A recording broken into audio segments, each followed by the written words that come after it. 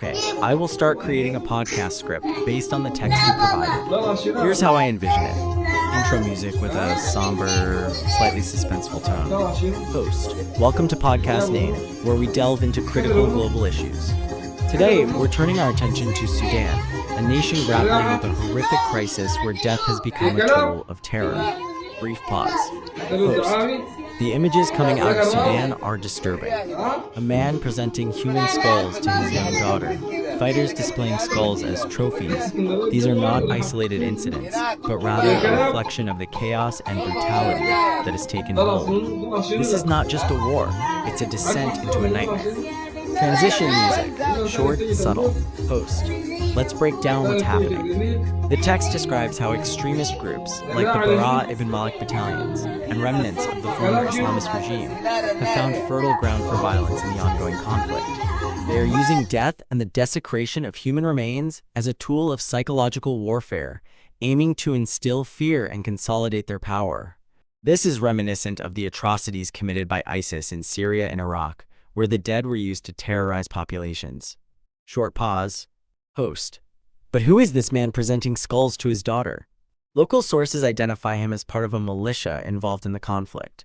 This chilling act raises serious questions about the psychological impact on future generations.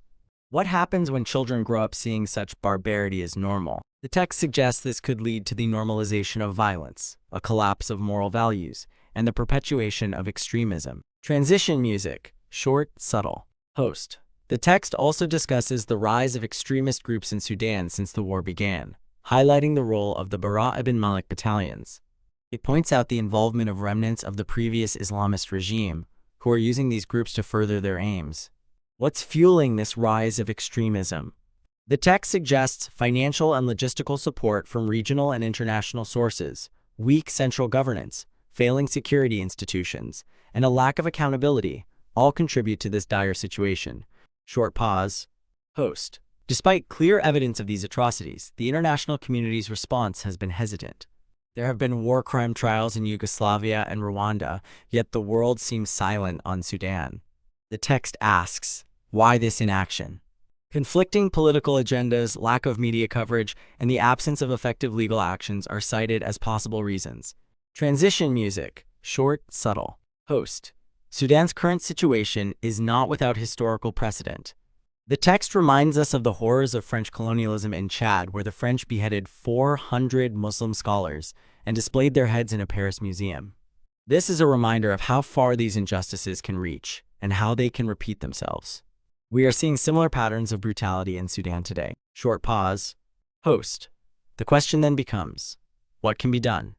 The text provides a few suggestions, such as documenting the crimes, pursuing international legal action, stopping funding to extremist groups, and protecting civilians by establishing humanitarian corridors. Furthermore, the role of the media is stressed, in terms of exposing the atrocities and holding those responsible accountable. Transition music, short, subtle.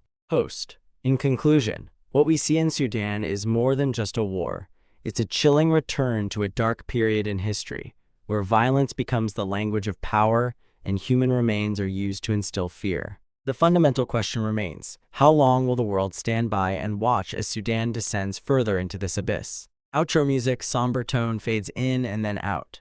Host, thank you for listening to Podcast Name. Join us next time as we explore another critical global issue. How does that sound as a starting point? We can refine it further based on your feedback.